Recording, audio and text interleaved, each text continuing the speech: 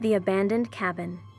It was a cool, moonless night when my friends and I decided to explore the legend of the abandoned cabin. Nestled deep in the woods, it was rumored to be cursed, a place where no one ventured after dark. Ignoring the eerie stories, we embarked on our adventure, armed with flashlights and teenage bravado. As we approached the cabin, a chill crept down my spine. The door creaked open with an otherworldly moan, as if beckoning us inside. The air grew heavy with the smell of damp wood and decay. Shadows danced in every corner, and our flashlights could barely pierce the darkness. We ventured further in, guided by a mix of fear and curiosity. That's when we heard it, a faint whispering, like the voices of the damned. My heart pounded as I tried to locate the source. The whispering seemed to grow louder, the words indecipherable but filled with malevolence. Suddenly, the floorboards beneath us gave way, and I plummeted into a pitch-black basement. My friends' frantic calls echoed from above, but the sound of their voices grew more distant with each passing second. I found myself in a maze of cramped, moldy corridors.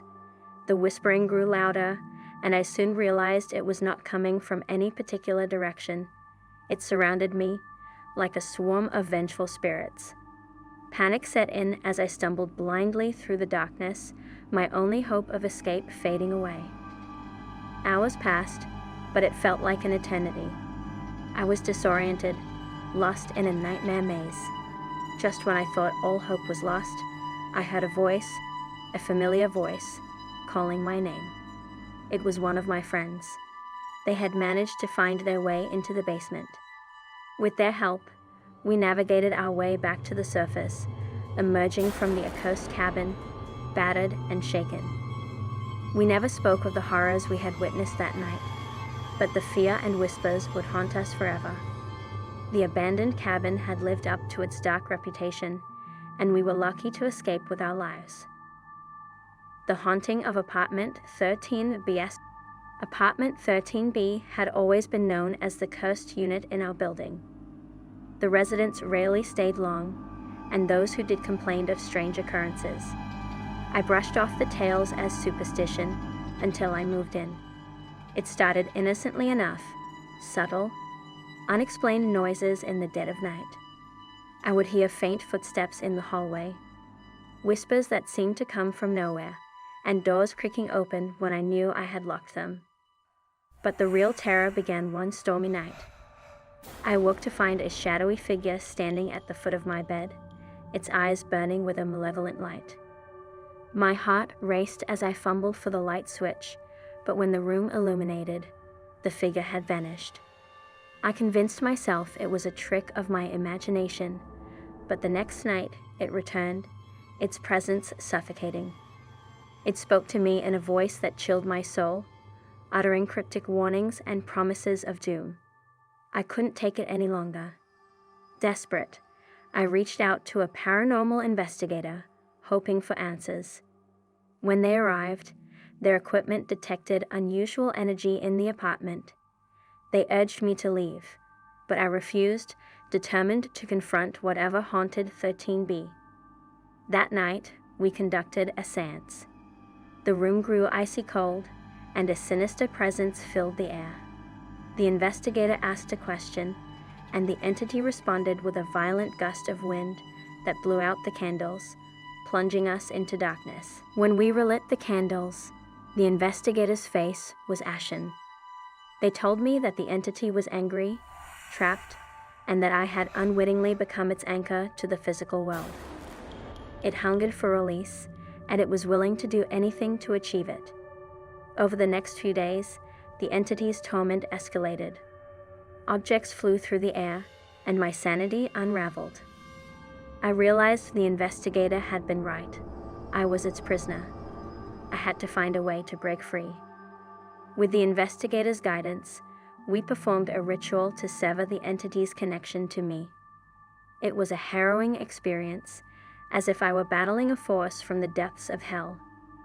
But in the end, the entity was banished, leaving Apartment 13B in peace.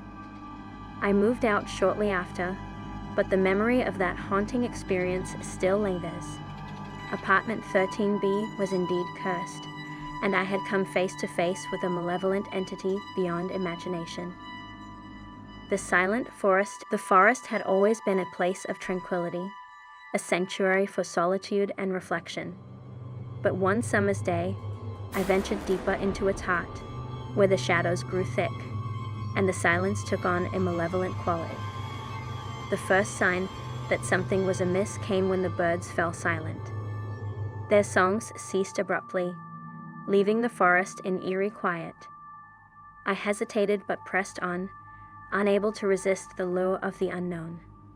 As I delved further, the trees seemed to close in around me, their branches forming a twisted canopy that blocked out the sun. The air grew colder, and an oppressive weight settled on my chest. That's when I saw them, figures moving among the trees, their forms indistinct, like wisps of smoke. They whispered in hushed, unintelligible voices, their presence sending shivers down my spine. The path I had been following vanished, and I was lost in a maze of gnarled trees and tangled underbrush. Panic set in as I realized I had no way to find my way back. As night fell, the forest transformed into a realm of nightmares. The figures grew bolder, their whispers growing louder, and I could feel their malevolence closing in on me. I stumbled upon an ancient, moss-covered statue, half buried in the undergrowth. Its eyes bore into my soul, and a sense of dread washed over me. It seemed to beckon me closer, promising answers to the forest's mysteries. Desperation drove me to approach the statue, and as I touched it, I was engulfed in blinding light. When it faded, I found myself standing at the forest's edge, the sun just beginning to rise. I stumbled out of the silent forest, shaken to my core. I had escaped, but the horrors I had witnessed lingered in my mind. The forest had been a place of unnatural silence, a realm of shadowy figures and malevolent whispers. I would never forget that day, and I knew I had only scratched the surface of the forest's dark secrets.